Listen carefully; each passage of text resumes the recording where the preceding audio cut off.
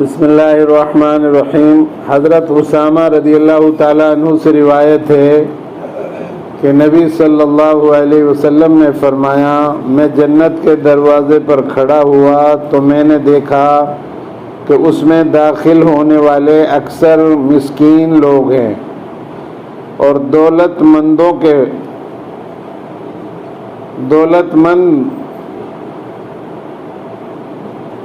اکثر مسکین لوگ ہیں اور دولت مند رکے ہوئے ہیں۔ البتہ دوزخ والوں کو دوزخ میں لے جانے کا حکم دیا گیا ہے۔ اور میں جہنم کے دروازے پر کھڑا ہوا تو دیکھا ان میں داخل ہونے والی اکثر عورتیں ہیں۔ یہ اللہ کے رسول صلی اللہ علیہ وسلم کی حدیث ہے کہ میں نے جنت کا مشاہدہ کیا، جہنم کا مشاہدہ کیا، تو جنت میں دیکھا کہ غریب مسکین لوگ زیادہ تر ہیں اور دولت مند جو ہے بیچ میں رکے ہوئے ہیں۔ ان کو حکم ہوا کہ ان کے روک کے رکھو جنت میں داخل ہونے سے، وہ رکے پڑے ہیں۔ اور میں نے جہنم میں جھانک کر دیکھا تو اس میں اکثر جو ہے عورتوں کو پایا۔ اللہ کے رسول صلی اللہ علیہ وسلم سے ایک عورت نے سوال کیا، رسول اللہ صلی اللہ علیہ وسلم ہم کو جہنم میں کیوں اتنا زیادہ پایا گیا؟ آپ نے ارشاد فرمایا، تم اپنے خاوند کی، اپنے شوہروں کی ناشکری بہت زیادہ کرتی ہو۔ ناشکری کرنے کی وجہ سے اکثر عورتیں جہنم میں جائیں گی۔ آپ نے دیکھا ہوگا پوری زندگی شوہر کے ساتھ رہتی ہیں، کھانا پینا رہنا، کپڑا لباس مکان سب، لیکن پھر بھی اپنے پیار کی بات کرتی ہیں کہ میں تو ساری چیزیں اپنا پیار سے لے کر آتی ہوں، اپنی ماں کے یہاں سے لاتی ہوں۔ تو ناشکری کی وجہ سے اللہ عذاب دیتا ہے اور اپنی نعمتوں کو چھینتا ہے۔ تو یہ عورتیں جو ہے ناشکری کی وجہ سے اکثر جہنم میں داخل ہوں گی۔ اللہ ہماری حفاظت فرمائے۔ ایک دوسری حدیث ہے، حضرت ابو ہریرہ رضی اللہ تعالیٰ عنہ سے روایت ہے کہ نبی صلی اللہ علیہ وسلم نے فرمایا کہ گہوارے میں صرف 3 افراد نے کلام کیا، عیسیٰ ابن مریم،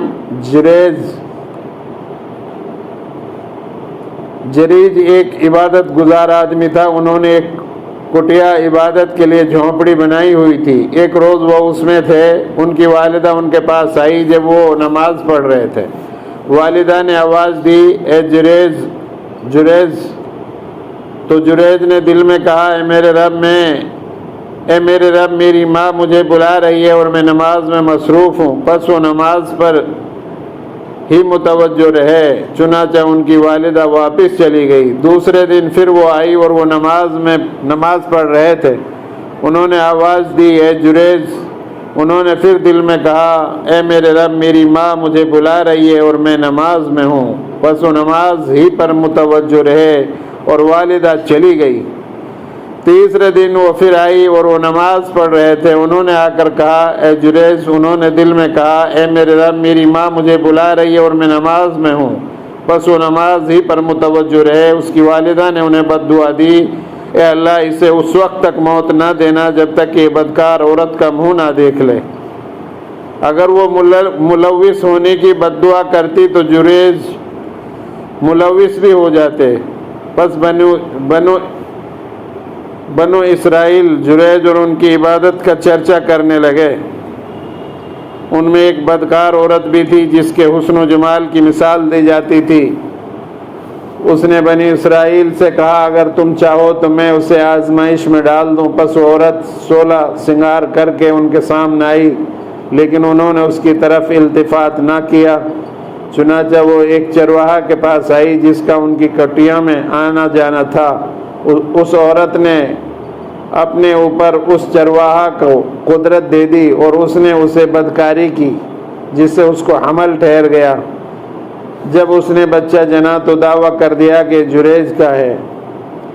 لوگ یہ سن کر جریج کے پاس آئے، انہیں کٹیا سے نیچے اتارا اور ان کی کٹیا کو گرا دیا اور انہیں مارنا پیٹنا شروع کر دیا۔ انہوں نے پوچھا، بات کیا ہے؟ تم کیوں میرے ساتھ ایسا معاملہ کر رہے ہو؟ انہوں نے کہا، تو نے فاحشہ کے ساتھ بدکاری کی ہے اور اس نے تیرے لڑکا بھی جنا ہے۔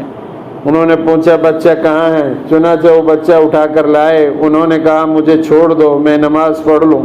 انہوں نے نماز پڑھی، نماز سے فارغ ہو کر بچے کے پاس آئے اور اس کے پیٹ میں چونکا لگایا اور اس سے پوچھا اے لڑکے تیرے باپ کون ہے؟ اس نے جواب دیا فلاں چرواہا۔ پس لوگ جریج کی طرف متوجہ ہوئے، انہیں عقیدت سے بوسہ دیتے اور چھوتے، اور انہوں نے کہا ہم تیری کٹیا کو سونے کی بنا دیتے ہیں۔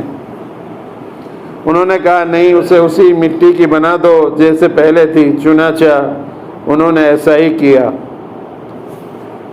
تو یہ ماں کی بد دعا کی وجہ سے ان کے ساتھ ہوا۔ یہ اللہ کے رسول صلی اللہ علیہ وسلم سے پہلے کا واقعہ بنی اسرائیل کا اللہ تبارک و تعالیٰ نے اپنے رسول کو بتایا کہ ماں کی نافرمانی کی وجہ سے ان کے ساتھ یہ معاملہ ہوا، لیکن چونکہ وہ صحیح آدمی تھے، وہ نماز میں تھے، اس وجہ سے ماں کی بات نہ سنی اور ماں نے ان کو جو بد دعا دی تو اس کی وجہ ان کی بد دعا، ماں کی بد دعا ان کے اوپر لگی، جس کی وجہ سے ان کے ساتھ یہ معاملہ ہوا۔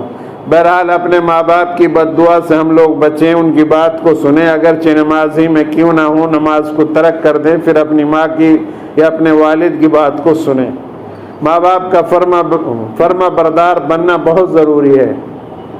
اللہ کے رسول صلی اللہ علیہ وسلم نے فرمایا تھا کہ میری ماں زندہ ہوتی تو میں تمہیں بتاتا کہ ماں کا کتنا بڑا احترام ہے، اور فرمایا میں نماز پڑھ رہا ہوتا عشاء کی اور سورہ فاتحہ پڑھ چکا ہوتا اور میری ماں مجھے پکارتی ادھر حجرے سے اور مجھے آواز پہنچتی محمد محمد کہتی میری ماں، تو میں کہتا یا اللہ تجھے تو میں بعد میں یاد کر لوں گا، راضی کر لوں گا، تیرے لیے نماز بعد میں پڑھ لوں گا، پہلے میں اپنی ماں کی بات سن لوں۔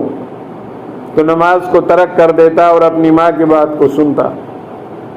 بہرحال ماں باپ کے لیے اگرچہ وہ پکار رہے ہیں تو نماز بھی ترک کی جائے اور ان کی بات پہلے سنی جائے، جائز بات میں ان کی اطاعت کی جائے، ناجائز بات ان کی نہ مانی جائے۔ اللہ سے دعا ہے اللہ ہمیں اپنے ماں باپ کا فرما بردار بن کر رہنے کی توفیق عطا فرمائے۔